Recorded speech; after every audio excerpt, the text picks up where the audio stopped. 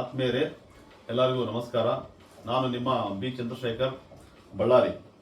ನಾನು ಈ ದಿನ ನಿಮ್ಮೊಂದಿಗೆ ದಿನಾಂಕ 20/2/2026 ದಿನಾಂಕ 20/2/2026 ಪ್ರಜಾವಾಣಿ ಪೇಪರಲ್ಲಿ ಒಂದು ಸಂಪಾದಕೀಯ ಬರೆದಿದ್ರು.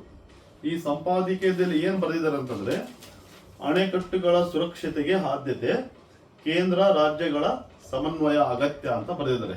ಅಣೆಕಟ್ಟುಗಳ ಸುರಕ್ಷತೆ ಅಂದ್ರೆ ನಮ್ಮ ರಾಜ್ಯದಲ್ಲಿರುವ ಡ್ಯಾಮ್ಗಳ ಬಗ್ಗೆ, ಸುರಕ್ಷತೆ ಬಗ್ಗೆ ಬರೆದಿದ್ದಾರೆ.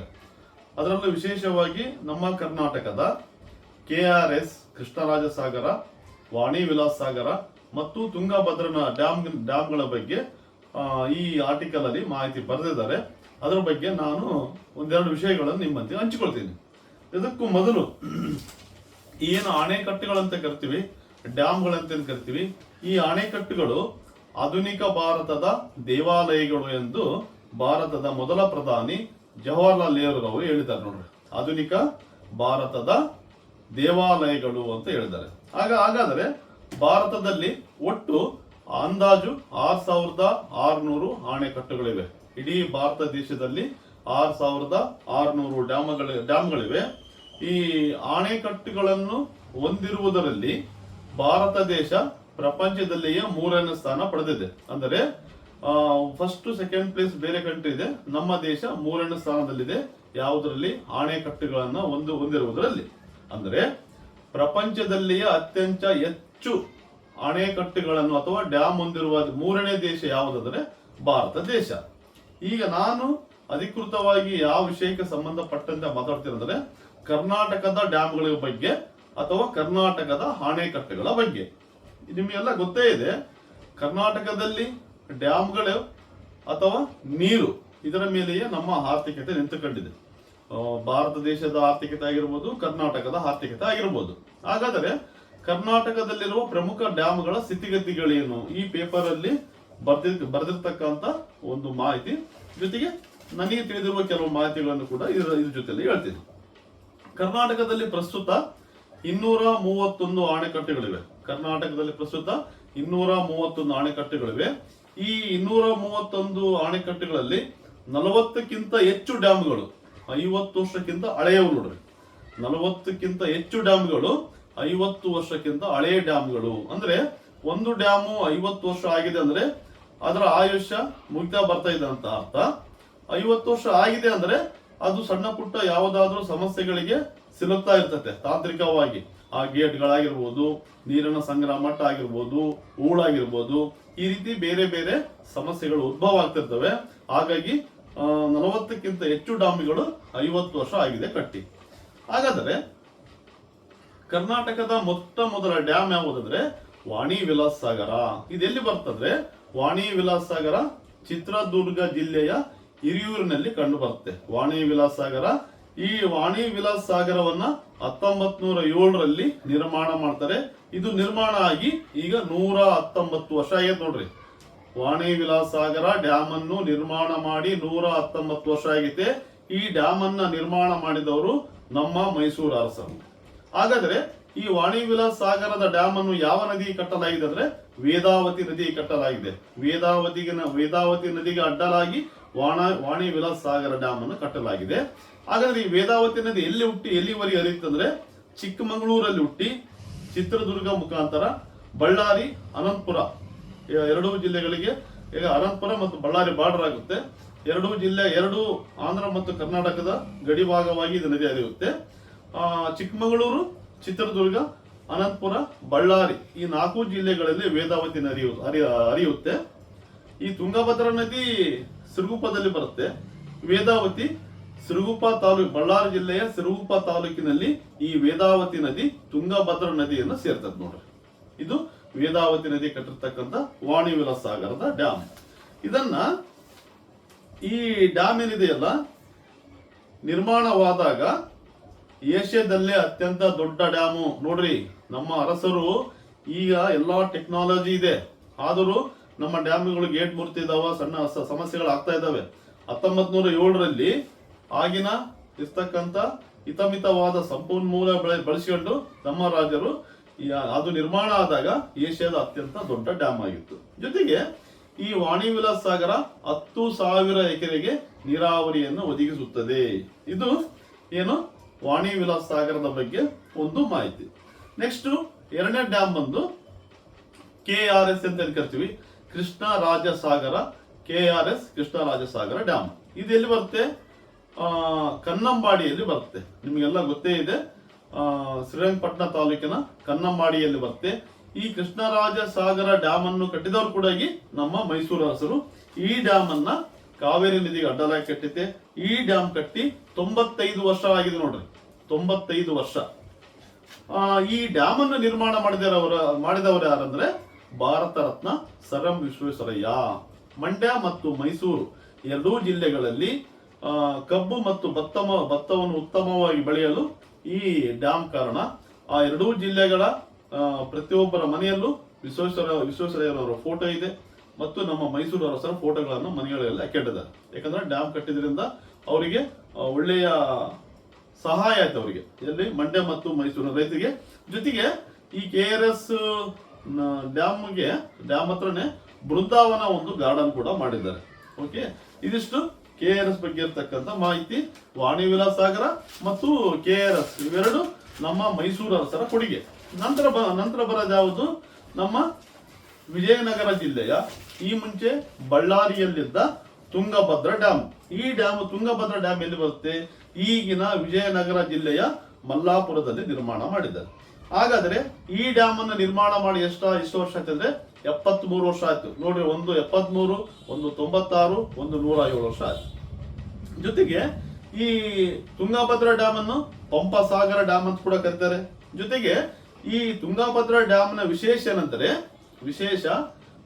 ಕರ್ನಾಟಕ ರಾಜ್ಯದ ಅತಿ ದೊಡ್ಡ ನೀರಾವರಿ ಸೌಲಭ್ಯವನ್ನು ಒದಗಿಸುವ ಅಣೆಕಟ್ಟು. ಅತಿ ದೊಡ್ಡ ಡ್ಯಾಮ್ ಯಾವ್ದಂದ್ರೆ ತುಂಗಭದ್ರಾ ಡ್ಯಾಮು. 133 TMC ಒಂದು ಕೆಪಾಸಿಟಿ ಹೊಂದಿರತಕ್ಕಂಥ ಡ್ಯಾಮು ನಮ್ಮ ತುಂಗಭದ್ರಾ ಡ್ಯಾಮು.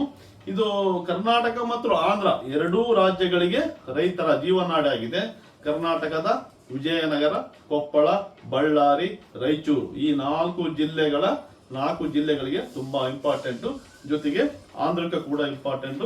ಕರ್ನಾಟಕದ ಅತಿ ದೊಡ್ಡ ಡ್ಯಾಮು. ಜೊತೆಗೆ ಈ ತುಂಗಭದ್ರಾ ಡ್ಯಾಮ್ ಅಲ್ಲಿ ಏನ್ ಸಮಸ್ಯೆ ಆಗಿದೆ ನಿಮಗೆಲ್ಲ ಗೊತ್ತೇ ಇದೆ.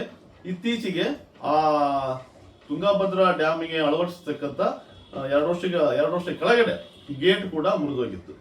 ಈ ರೀತಿ ಗೇಟ್ ಮುರಿಯುವುದು ಸಹಿತ ಬೇರೆ ಬೇರೆ ಸಮಸ್ಯೆಗಳು ಆಗಬಾರ್ದು, ಈ ಡ್ಯಾಮ್ಗಳನ್ನ ಸುರಕ್ಷತೆಯಿಂದ ನೋಡ್ಕೊಳ್ರಿ ಅಂತ ಈ ಒಂದು ಪ್ರಜಾವಾಣಿಯ ಪೇಪರ್ನಲ್ಲಿ ಬರೆದಿರ್ತಕ್ಕಂಥದ್ದು.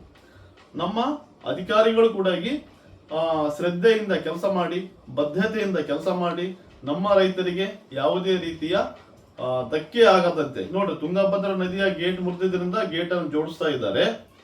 ಈಗ 2ನೇ ಕ್ರಾಪಿಗೆ ನಮ್ಮ ರೈತರಿಗೆ ನೀರಿಲ್ಲ. ಹಾಗಾದ್ರೆ ಯಾರೋ ಮಾಡಿದ ತಪ್ಪಿಗೆ ಯಾರಿಗೆ ಬರೆ ಎಳೆದಂತಾಗಿದೆ. ಹಾಗಾಗಿ ಈ ರೀತಿಯ ಈ 3 ಅಣೆಕಟ್ಟುಗಳ ಸಹಿತ ಇನ್ನ ಬೇರೆ ಬೇರೆ ಅಣೆಕಟ್ಟುಗಳಿಗೆ ಸುರಕ್ಷತೆಯಿಂದ ನೋಡಿಕೊಳ್ಳುವುದು ನಮ್ಮ ಸರ್ಕಾರದ ಜವಾಬ್ದಾರಿ, ಅದರಲ್ಲೂ ಕಾರ್ಯಾಂಗದ ಜವಾಬ್ದಾರಿ. ಓಕೆ, ನಂತರ ಈ ತುಂಗಭದ್ರಾ ಡ್ಯಾಮ್ ಅಲ್ಲಿ ಪ್ರಸ್ತುತ ತುಂಗಭದ್ರಾ ಆಗಿರ್ಬೋದು, KRS ಆಗಿರ್ಬೋದು, ವಾಣಿ ವಿಲಾಸ್ ಸಾಗರ ಆಗಿರ್ಬೋದು, ಈ 3 ಡ್ಯಾಮ್ಗಳಲ್ಲಿ ಏನಾದರೂ ಸಮಸ್ಯೆಗಳು ಆದ ನಂತರ ಪರಿಹಾರವನ್ನು ಕಂಡುಹಿಡುವುದಕ್ಕಿಂತ ಮುಂಚೆ, ಸಮಸ್ಯೆ ಆಗುವುದಕ್ಕಿಂತ ಮುಂಚೆಯೇ ಪರಿಹಾರ ಕಂಡಿಡ್ರಿ. ಅಥವಾ ಏನಾದ್ರೂ ಲೋಪದೋಷಗಳಿದ್ರೆ ಅವನ್ನ ಕಂಡಿಡಿದು ಅವನ್ನ ಸರಿಪಡಿಸರಂತ ಈ ಮೂಲಕ ಕೇಳ್ಕೊಳ್ತೀನಿ. ಜೊತೆಗೆ ಈ ವಿಜಯನಗರ, ಕೊಪ್ಪಳ, ರಾಯಚೂರು ಮತ್ತು ಬಳ್ಳಾರಿ ಅಂತ ಹೇಳಿದಲ್ಲ, ಈ 4 ಜಿಲ್ಲೆಗಳಲ್ಲಿ ಬೆಳೆಯುವ ಭತ್ತದಿಂದ ಅಕ್ಕಿಯನ್ನು ನಾವು ತಯಾರು ಮಾಡ್ತೀವಲ್ಲ, ಈ ಅಕ್ಕಿಗೆ ಪ್ರಪಂಚದಾದ್ಯಂತ ಬೇರೆ ಬೇರೆ ಕಂಟ್ರಿಗಳಲ್ಲೂ ಕೂಡ ಈ ಅಕ್ಕಿ ತುಂಬಾ ಸುಪ್ರಸಿದ್ಧವಾಗಿದೆ. ಸೋನಾ ಮುಸುರಿ ಅಕ್ಕಿ ಅಂದ್ರೆ ತುಂಬಾ ಫೇಮಸ್, ಈ ತುಂಗಭದ್ರಾ ನದಿ ನೀರಿನಿಂದ ಬೆಳೀತಕ್ಕಂಥ ಸೋನಾ ಮುಸುರಿ ಅಕ್ಕಿ. ಹಾಗಾಗಿ ಈ ರೀತಿ ಉತ್ಕೃಷ್ಟವಾದ ಅಕ್ಕಿಯನ್ನು ಬೆಳೆಯಲು ನಮಗೆ ನೀರು ತುಂಬಾ ಇಂಪಾರ್ಟೆಂಟ್. ಈ ರೀತಿಯಾಗಿ ನೀರೇ ಸಿಗದಿದ್ರೆ ಏನಾಗುತ್ತೆ, ಈ ಅಕ್ಕಿಯ ಉತ್ಪನ್ನ ಕೂಡ ಕುಂಠಿತ ಆಗುತ್ತೆ. ಹಾಗಾಗಿ ಈ ನಮ್ಮ ರೈತರು ನಿಮ್ಗೆ ಏನು ಕೇಳಲ್ಲ, ಕರೆಕ್ಟ್ ಪ್ರತಿ ವರ್ಷ 2 ಬೆಳೆಗೆ ಸಾಧ್ಯವಾದಷ್ಟು ನೀರನ್ನು ಕೊಟ್ಬಿಟ್ರೆ ಅವರು ಉತ್ತಮವಾಗಿ ಬೆಳೆಯನ್ನು ಬೆಳ್ಕೊಂಡು ಚೆನ್ನಾಗಿ ಇರ್ತಾರೆ. ಈ ನಿಟ್ಟಿನಲ್ಲಿ ನಾನು ಡ್ಯಾಮ್ಗಳ ಉಸ್ತುವಾರಿಗಳು ಇರ್ತವೆ, ಏನು ಇಂಜಿನಿಯರ್ಸ್ ಅಂತೀವಿ. ಅದಕ್ಕೊಂದು ಪ್ರತಿಯೊಂದು ಡ್ಯಾಮ್ಗಳಿಗೆ ಡ್ಯಾಮ್ಗಳು ನೋಡ್ಕೊಳ್ಳೋದಕ್ಕೆ ಒಂದು ಸಲಹಾ ಮಂಡಳಿ ಇರುತ್ತೆ. ಇನ್ಚಾರ್ಜ್ ಎಕ್ಸಿಕ್ಯೂಟಿವ್ ಇಂಜಿನಿಯರ್ಸ್ ಇರ್ತಾರೆ. ಈಗ ನಾವು ಶಾಸಕಾಂಗದ ಮೇಲೆ ಜವಾಬ್ದಾರಿಗಿಂತ ಕಾರ್ಯಾಂಗದ ಮೇಲೆ ಜವಾಬ್ದಾರಿ ಜಾಸ್ತಿ. ಈ ಶಾಸಕಾಂಗ ಅವರು ಕಾನೂನುಗಳನ್ನ ಮಾಡಿ ಜಾರಿ ಮಾಡ್ಲಿಕ್ಕೆ ಹೇಳ್ತಾರೆ. ಈ ಕಾರ್ಯಾಂಗದಲ್ಲಿರ್ತಕ್ಕಂಥ ಎಕ್ಸಿಕ್ಯೂಟಿವ್ ಕೆಲಸ ಮಾಡ್ತೀವಲ್ಲ, ಈ ಡ್ಯಾಮ್ಗಳ ಉಸ್ತುವಾರಿ ಇರ್ತಕ್ಕಂಥ ಇಂಜಿನಿಯರ್ಸು, ಈ ಮಟ್ಟದ ಅಧಿಕಾರಿಗಳು ಯಾವುದೇ ರೀತಿಯ ತೊಂದರೆ ಆಗದಂತೆ, ಮುಂದೆ ಏನು ಪ್ರಾಬ್ಲಮ್ ಬರಲಾರದಂತೆ ನೋಡ್ಕೊಳ್ಳುವುದು ಅವ್ರ ಜವಾಬ್ದಾರಿ ಮತ್ತು ಕರ್ತವ್ಯ ಕೂಡ ಹೌದು. ಈ ಸರ್ಕಾರಗಳು ಆಗಿದ್ದಾಗೆ ಬದಲಾಗ್ತಾ ಇರ್ತಾವೆ. ಬಟ್ ಈ ಆಫೀಸರ್ಸ್ ಚೇಂಜ್ ಆದ್ರು, ಒಬ್ಬ ಆಫೀಸರ್ ಆದ್ರೂ ಇನ್ನೊಬ್ಬ ಆಫೀಸರ್ ಬರ್ತಾರೆ. ನೆಕ್ಸ್ಟ್ ಬರೋ ಆಫೀಸರ್ಗೆ ಮುಂಚೆ ಇರ್ತಕ್ಕಂಥ ಎಲ್ಲಾ ಸ್ಥಿತಿಗತಿಗಳೇನು ಹೇಳು ಆ ಆಫೀಸರ್ ಲೀವ್ ಆಗ್ತಾನೆ. ಹಾಗಾಗಿ ಈ ಕಾರ್ಯಾಂಗದಲ್ಲಿರ್ತಕ್ಕಂಥ ಅಧಿಕಾರಿಗಳು ಶ್ರದ್ಧೆಯಿಂದ, ನಿಷ್ಠೆಯಿಂದ, ಬದ್ಧತೆಯಿಂದ ಕೆಲಸ ಮಾಡಲಿ. ಜೊತೆಗೆ ಈಗೇನು ಅಣೆಕಟ್ಟೆಗಳು 100 ವರ್ಷ 80 ವರ್ಷ ಆಗಿದೆ, ಇವು ಬಿಟ್ಟು ಇನ್ನು ನೆಕ್ಸ್ಟ್ ಬಹಳಷ್ಟು ನಮ್ಮ ರಾಜ್ಯದಲ್ಲಿ ಅಣೆಕಟ್ಟೆಗಳಿವೆ. ಎರಡನೇ ಅತ್ಯಂತ ದೊಡ್ಡ ಡ್ಯಾಮ್ ಅಂದ್ರ ಆಲಮಟ್ಟಿ ಡ್ಯಾಮ್ ಇದೆ. ಅದು ಅರೌಂಡ್ ಒಂದು 110 TMC ನೀರು ಇರ್ತಕ್ಕಂಥದ್ದು. ಅದನ್ನು ಕೂಡ ಸಂರಕ್ಷಣೆ ಮಾಡಬೇಕು. ಈಗಾಗಲೇ ಅದು 25-26 ವರ್ಷ ಓಪನಿಂಗ್ ಆಗಿ ಇನ್ನು ಮುಂದೆ ತೊಂದರೆ ಆಗ್ಬಾರ್ದು. 50 ವರ್ಷ 60 ವರ್ಷ ನಮಗೆ ಏನ್ ಪ್ರಾಬ್ಲಮ್ ಬರ್ತಾವಲ್ಲ, ಆ ಪ್ರಾಬ್ಲಮ್ಸ್ ಬರ್ಲಾರದಂತೆ ಈಗಲೇ ಅದ್ರ ಬಗ್ಗೆ ಎಚ್ಚರ ವಹಿಸಬೇಕು. ಜೊತೆಗೆ ನಾರಾಯಣಪುರ ಡ್ಯಾಮ್ ಇದೆ, ಭದ್ರಾ ಡ್ಯಾಮ್ ಇದೆ, ತುಂಗಾ ಡ್ಯಾಮ್ ಇದೆ, ಘಟಪ್ರಭಾ ಇದೆ, ಮಲಪ್ರಭಾ ಇದೆ, ಕಾರಂಜ ಇದೆ. ಈ ರೀತಿ ಬಹಳಷ್ಟು ಡ್ಯಾಮ್ಗಳಿದಾವೆ. ಎಲ್ಲವನ್ನ ಸಂರಕ್ಷಣೆ ಮಾಡುವುದು ನಮ್ಮ ಕಾರ್ಯಾಂಗದ ಆದ್ಯ ಕರ್ತವ್ಯ. ಜೊತೆಗೆ ಈ ಡ್ಯಾಮ್ಗಳಿಗೆ ಆಗಿರ್ತಕ್ಕಂಥ 3 ಸಮಸ್ಯೆ ಏನಂದ್ರೆ, ಈಗ ಆಗ್ಲೇ ಅವು ಅವಧಿ 100 ವರ್ಷ 90 ವರ್ಷ ಆಗಿದ್ದೊಂದು, ಈ ಡ್ಯಾಮ್ಗಳಿರ್ತಕ್ಕಂಥ ಹೂಳು ಒಂದು ಸಮಸ್ಯೆ ಆಗಿದೆ. ಹೂಳು ಇದೇ ನೋಡಿ, ನಮ್ಮ ತುಂಗಭದ್ರಾ ಡ್ಯಾಮ್ ಅಲ್ಲಿ 30 TMC ಹೂಳಿದೆ. ಈ 30 TMC ಹೂಳಂದ್ರೆ 30 TMC ನೀರಂದ್ರೆ ಅದೊಂದು ಚಿಕ್ಕ ಡ್ಯಾಮೇ ಆಗಿಬಿಡ್ತದೆ. ಒಂದು 8,000-9,000 ಗದ್ದೆಗೆ ನೀರ್ ಆಗ್ತಕ್ಕಂಥ ಕೆಪಾಸಿಟಿ 30 TMC ನೀರಂದ್ರ. ಈಗ ತುಂಗಭದ್ರಾ ಡ್ಯಾಮ್ ಅಲ್ಲಿ ಇರ್ತಕ್ಕಂಥ ಹೂಳನ್ನು ತೆಗೆಯಕ್ಕಾಗಲ್ಲ ಅಂತ ಅಧಿಕೃತವಾಗಿ ಹೇಳ್ಬಿಟ್ಟಿದ್ದಾರೆ. ನಮ್ಮ ರೈತ ಸಂಘಟನೆಗಳು ಕೆಲವರು ಹೂಳನ್ನು ತೆಗೆಲಿಕ್ಕೆ ಪ್ರಯತ್ನ ಪಟ್ಟರು, ಆದ್ರೆ ನಿರೀಕ್ಷಿತ ಪ್ರಮಾಣದಲ್ಲಿ ಯಶಸ್ಸಾಗಲಿಲ್ಲ. ಈ ತುಂಗಭದ್ರಾ ನದಿಯ ಮಾರ್ಗದ ಎಲ್ಲೆಲ್ಲಿ ಹರಿಯುತ್ತೆ ಅಲ್ಲೆಲ್ಲ ಅದನ್ನು ಸಂರಕ್ಷಣೆ ಮಾಡಲು ಜಾಗೃತಿನ ಮೂಡಿಸಿದ್ದಾರೆ ಸಂಘಟನೆಗಳು.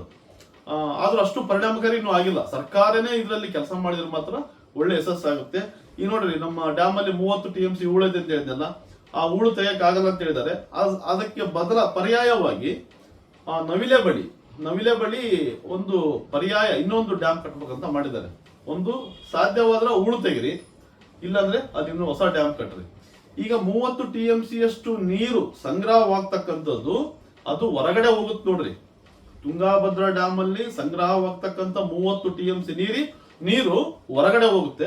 ಹೊರಗಡೆ ಹೋಗಿ ಏನಾಗುತ್ತೆ, ಪ್ರವಾಹ ಆಗುತ್ತೆ, ಮಣ್ಣಿನ ಸವಕಳಿ ಆಗುತ್ತೆ, ಅಂದ್ರೆ ಸಮಸ್ಯೆನೇ ಆಗುತ್ತೆ. ಮತ್ತೆ ಇಲ್ಲಿ ಡ್ಯಾಮ್ ಅಲ್ಲಿ ಇರ್ತಕ್ಕಂಥ ನೀರು ಡ್ಯಾಮ್ ಅಲ್ಲಿ ಹೂಳು ತುಂಬಿದ್ರಿಂದ ಹೊರಗಡೆ ಹೋಗುತ್ತೆ. ಹೊರಗಡೆ ಹೋದ್ರೆ ಸಮಸ್ಯೆ ಆಗುತ್ತೆ. ಹಾಗಾದ್ರೆ ಈಗ ಬೇರೆ ರೀತಿಯ ಸಮಸ್ಯೆಗಳು ಉದ್ಭವ ಆಗದಂತೆ ಕಾರ್ಯಾಂಗದಲ್ಲಿರ್ತಕ್ಕಂಥವ್ರು ಚೆನ್ನಾಗಿ ಶ್ರದ್ಧೆಯಿಂದ ಕೆಲಸ ಮಾಡ್ರಿ. ನಮ್ಮ ರೈತರಿಗೆ ಯಾವುದೇ ರೀತಿಯ ತೊಂದರೆ ಆಗದಂತೆ ಅವರಿಗೆ ಒಂದು ಭರವಸೆಯನ್ನು ಮೂಡಿಸಿ ಅಂತ ಹೇಳ್ತಾ, ಇಲ್ಲಿಗೆ ಈ KRS, ವಾಣಿ ವಿಲಾಸಸಾಗರ, ತುಂಗಭದ್ರಾ ಈ 3 ಡ್ಯಾಮ್ಗಳ ಬಗ್ಗೆ ನಾನು ನೀಡಿರತಕ್ಕಂಥ ಮಾಹಿತಿಯ ವಿಡಿಯೋವನ್ನು ಮುಗಿಸ್ತೀನಿ. ಎಲ್ಲರಿಗೂ ನಮಸ್ಕಾರ. ಜೈ ಜವಾನ್, ಜೈ ಕಿಸಾನ್. ಎಲ್ಲರಿಗೂ ನಮಸ್ತೆ.